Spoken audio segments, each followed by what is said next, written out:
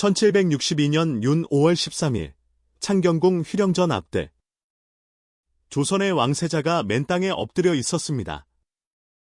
아버지 영조는 칼을 내던지며 명했습니다. 네가 스스로 결단하라. 세자는 칼을 들었지만 신하들이 막아섰습니다. 잠시 뒤 마당에 커다란 쌀뒤주가 놓였습니다. 조선의 다음 왕이 될 사람이 들어간 곳은 감옥도 사약을 받는 방도 아니었습니다. 곡식을 보관하던 나무 괴짝이었습니다. 8날 뒤 28살의 세자는 그 안에서 숨을 거둡니다. 아버지는 왜 아들을 죽여야 했을까요? 그리고 왜 하필 뒤주였을까요? 오늘 숨은 역사는 우리가 영화와 드라마로 익숙하게 보아온 장면 뒤에서 기록으로 확인되는 사실과 후대의 해석을 나누어 추적합니다. 사도세자의 이름은 이선. 영조가 40이 넘어 얻은 귀한 아들이었습니다. 1735년 태어난 그는 겨우 1살 무렵 왕세자로 책봉됩니다. 너무 이른 책봉이었지만 당시 왕실에는 왕위를 이을 아들이 절실했습니다. 영조의 기대는 컸습니다. 그런데 기대가 큰 만큼 교육은 혹독했습니다. 세자는 부모의 품이 아니라 동궁의 궁인들 사이에서 자랐고 아버지를 만나는 자리는 사랑을 확인하는 시간보다 시험에 가까웠습니다. 어린 세자는 총명했습니다. 글씨와 그림, 무예의 재능을 보였다는 기록이 남아 있습니다. 하지만 영조가 원한 후계자는 재능 있는 아들이 아니라 단 한 번도 틀리지 않는 완벽한 왕이었습니다. 세자가 대답을 잘하면 우연이라 여겼고 머뭇거리면 공개적으로 꾸짖었습니다. 영조가 선의를 입에 올릴 때마다 세자는 신하들과 함께 땅에 엎드려 왕에게 뜻을 거두어 달라고 빌어야 했습니다. 이 의식은 한 번으로 끝나지 않았습니다. 1749년 15살의 세자는 대리청정을 시작합니다. 겉으로는 국정을 맡긴 것이지만 실제로는 결정할 때마다 영조의 눈치를 보아야 했습니다. 세자가 강하게 처리하면 경솔하다고 꾸짖고 조심스럽게 처리하면 결단력이 없다고 질책했습니다. 아들은 아버지를 두려워했고 아버지는 두려워하는 아들을 못마땅해 했습니다. 두 사람의 관계는 서로의 행동이 다음 갈등을 만드는 닫힌 고리가 되어갔습니다. 여기까지는 비교적 여러 기록에서 확인되는 흐름입니다. 그러나 세자의 병과 폭력에 관한 가장 자세한 이야기는 훗날 부인 해경궁 홍씨가 쓴 한중록에 크게 의존합니다. 한중록에 따르면 세자는 옷을 입는 일을 극도로 두려워하는 의대증에 시달렸습니다. 옷 한 벌을 고르기 위해 수십 벌을 늘어놓았고 마음에 들지 않으면 궁인들을 처벌했습니다. 사람을 죽였다는 증언, 궁녀를 해쳤다는 기록도 등장합니다. 이 대목을 단순한 야사라고 지워버릴 수는 없습니다. 영조실록에도 세자의 병세와 비행을 짐작하게 하는 기록이 남아있기 때문입니다. 다만 오늘날의 병명으로 정확히 진단하는 것은 불가능합니다. 조울증이었다, 조현병이었다, 혹은 아버지의 학대가 모든 원인이었다고 단정하는 설명은 현대의 해석입니다. 또 하나의 해석은 정치입니다. 노론과 소론의 대립 속에서 세자가 특정 세력의 희망이 되었고 반대 세력이 그를 제거했다는 주장입니다. 실제로 세자를 둘러싼 정치적 긴장은 존재했습니다. 하지만 이모화변을 오직 당쟁의 음모 하나로 설명하면 세자의 폭력과 영조와의 오랜 갈등을 기록한 자료들을 놓치게 됩니다.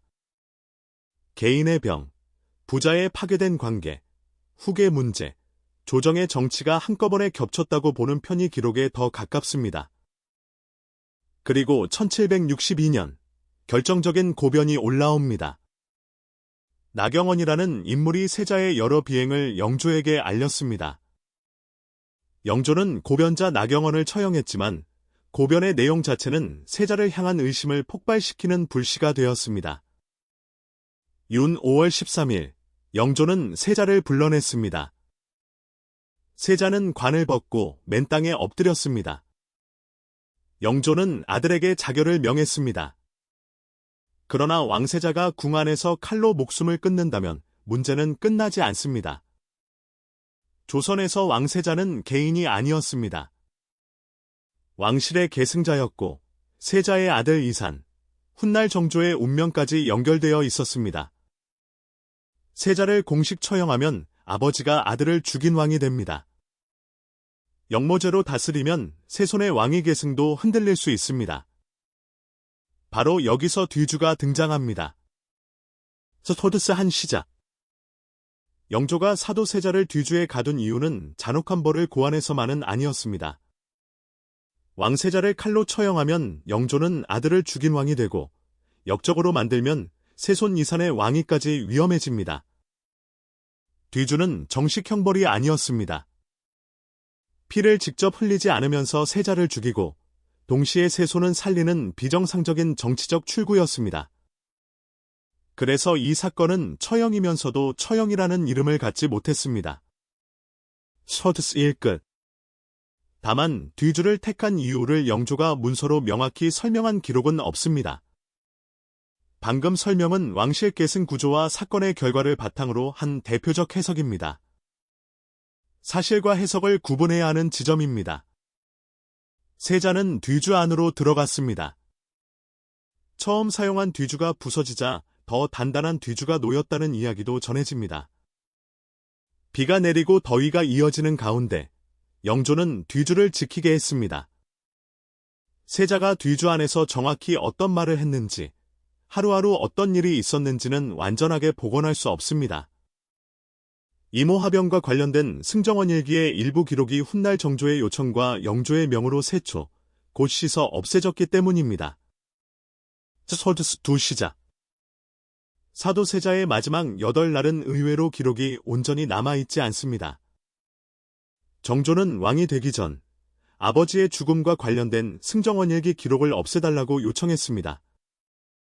영조가 이를 허락하면서 일부 기록은 세초, 물에 씻겨 사라졌습니다. 조선 최고의 기록 국가가 왕실 최대의 비극 앞에서 기록을 지운 것입니다. 그래서 우리가 아는 마지막 순간의 상당 부분은 한중록 같은 다른 자료와 후대의 재구성에 기대고 있습니다. 스토드스 2끝. 윤 5월 21일, 뒤주가 열린 뒤 세자의 죽음이 확인되었습니다. 갇힌 지 8날 만이었습니다. 영조는 아들에게 사도라는 시호를 내렸습니다. 생각할 사, 슬퍼할 도, 죽음을 애도한다는 뜻이었습니다. 그러나 애도는 책임을 되돌릴 수 없었습니다. 영조가 곧바로 한 일은 세손을 보호하는 것이었습니다. 이산을 죽은 사도세자의 아들이 아니라 일찍 세상을 떠난 효장세자의 양자로 입적시켰습니다. 왕위를 잇는 혈통에서 사도세자의 흔적을 우회한 것입니다. 1776년 이산은 왕위에 올라 정조가 됩니다. 즉위 첫날 그는 선언합니다. 과인은 사도세자의 아들이다. 이 문장은 아버지를 복권하겠다는 감정의 표현이면서도 자신을 공격할 세력에게 던지는 정치적 경고였습니다. 하지만 정조도 영조가 정한 처분 자체를 정면으로 뒤집지는 못했습니다. 아버지에게 더 높은 존호를 올리고 묘를 옮겼지만 생전의 왕이 아니었던 사도세자를 곧바로 왕으로 추존하지는 않았습니다. 스토드스 세 시작. 정조가 왕위에 오른 첫날 남긴 가장 유명한 말은 과인은 사도세자의 아들이다 였습니다. 하지만 정조는 아버지를 곧바로 왕으로 만들지 않았습니다. 할아버지 영조의 처분을 부정하면 자신의 왕위 근거도 흔들릴 수 있었기 때문입니다. 정조는 아버지의 명예를 높이면서도 왕실의 질서는 깨지 않는 좁은 길을 걸었습니다. 복수보다 더 어려운 정치였습니다. 스토드스 3끝. 사도세자를 둘러싼 평가는 지금도 갈립니다.